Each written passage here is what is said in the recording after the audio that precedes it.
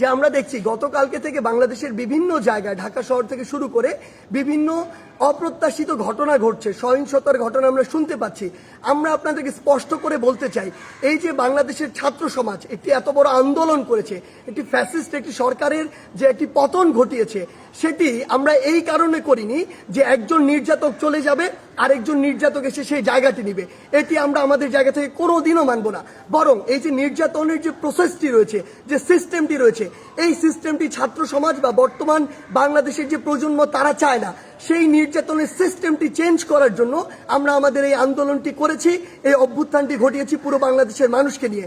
সেই জায়গা থেকে বিভিন্ন রাজনৈতিক মতাদর্শ, সে বিরোধী মতাদর্শ হতে পারে কিংবা বিভিন্ন যে রাজনৈতিক মতাদর্শে যা ছাত্র সংগঠন বিভিন্ন রয়েছে, তাদের কথা বিভিন্নভাবে শোনা যাচ্ছে যে তারা প্রতিহিংসার বশবর্তী হয়ে এই বিভিন্ন ভাঙচুরগুলো চালাচ্ছে। আমরা স্পষ্ট করে বলে দিতে চাই, এই বাংলাদেশে এরকম যদি অন্যায় বা অপরাধ যেগুলো হচ্ছে, এগুলোর অবশ্যই প্রত্যেকটির বিচার হবে। সেই জায়গা থেকে আমরা স্পষ্ট করি, আমরা কখনো আমাদের জায়গা থেকে এমন সহিংসতাগুলো সমর্থন করি না। একটি দল 15-16 বছর ধরে বাংলাদেশে এই একটি রেজিম চালিয়েছে, একটি যে স্বৈরাচারী ব্যবস্থা চালিয়েছে, আবার কেউ এসে যদি এটি চালায়, তাহলে আসলে পরিবর্তনটা হলো কি, লাভটি হলো কি? আমাদের প্রত্যাশার সাথে এটা কোনোদিন প্রাসঙ্গিক হয়? কখনো হয় না। তাই আমাদেরকে এটা আমাদের কাজের মাধ্যমে প্রকাশ করতে হবে যে আমরা যে বাংলাদেশের স্বপ্ন দেখি সেটি আসলে আমরা সত্যি করতে চাই।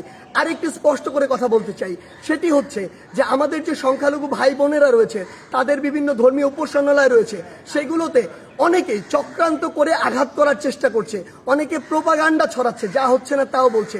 সেই জায়গা থেকে আমাদের সকলকে, সকল ধর্মের বর্ণের সকলকে এই দায়িত্ব নিতে হবে যে আমাদের যে ভাই বোনেরা এটি শিকার হচ্ছে, তাদেরকে আমাদের প্রোটেক্ট করতে হবে।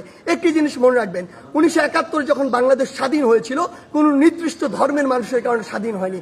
এই বাংলাদেশ একটি অসাম্প্রদায়িক দেশ এবং এখানে সকল ধর্মের মানুষের এই যে প্রচেষ্টার ফলে বাংলাদেশ আজকে এই পর্যায়ে, কিংবা আজকে 2024 সালে দাঁড়িয়ে যে অভ্যুত্থানটি বাংলাদেশে ঘটেছে, যে স্বৈরাচারের পতনটি ঘটেছে, সেটি কোনো একটি নির্দিষ্ট ধর্মের মানুষের কারণে ঘটেনি।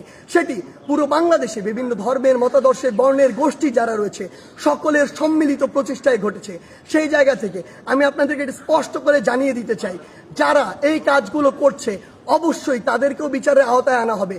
কিন্তু আমাদের দায়িত্ব হচ্ছে আমরা আমাদের জায়গা থেকে আমাদের আশেপাশে বিভিন্ন সংখ্যালঘু ভাই বোনদের যদি কোনো বাড়িঘর কিংবা ধর্মীয় উপাসনালয় থাকে, আমরা নিজেরা গিয়ে সেগুলোকে প্রোটেক্ট করব। সেই দায়িত্বটি আমাদের। কারণ আমাদের আসলে স্বাধীনতার এখনো শুধুমাত্র একটি প্রাথমিক বিজয় হয়েছে, চূড়ান্ত ধাপে আমরা যাইনি। এটি ভুলণ্ঠিত করার জন্য অসংখ্য দেশের বাইরের অপশক্তি তাদের সর্বোচ্চটিকে দিয়ে চেষ্টা করছে।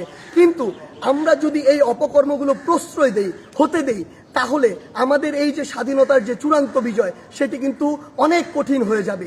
সেই জায়গা থেকে সকলের কাছে অনুরোধ যে আমাদের সকল ভাই বোন যারা এই অত্যাচারের শিকার হচ্ছে, সেগুলোর আপনার পাশে গিয়ে দাঁড়ান, সেগুলোর প্রতিবাদ জানান। এবং কেউ যদি কোনো রাজনৈতিক উদ্দেশ্যে প্রতিহিংসার বশবর্তী হয়ে কিংবা অন্য কোনো মতাদর্শ এই চিন্তা করে এসব হামলা চালায়, অবশ্যই এই বাংলাদেশে সেগুলোর বিচার হবে। আপনারা সবাই সবার জায়গায় সচেষ্ট থাকুন, যতক্ষণ না পর্যন্ত এই বাংলাদেশে জনগণের ভোটে, জনগণের দ্বারা নির্বাচিত একটি সরকার না প্রতিষ্ঠিত হচ্ছে। ধন্যবাদ।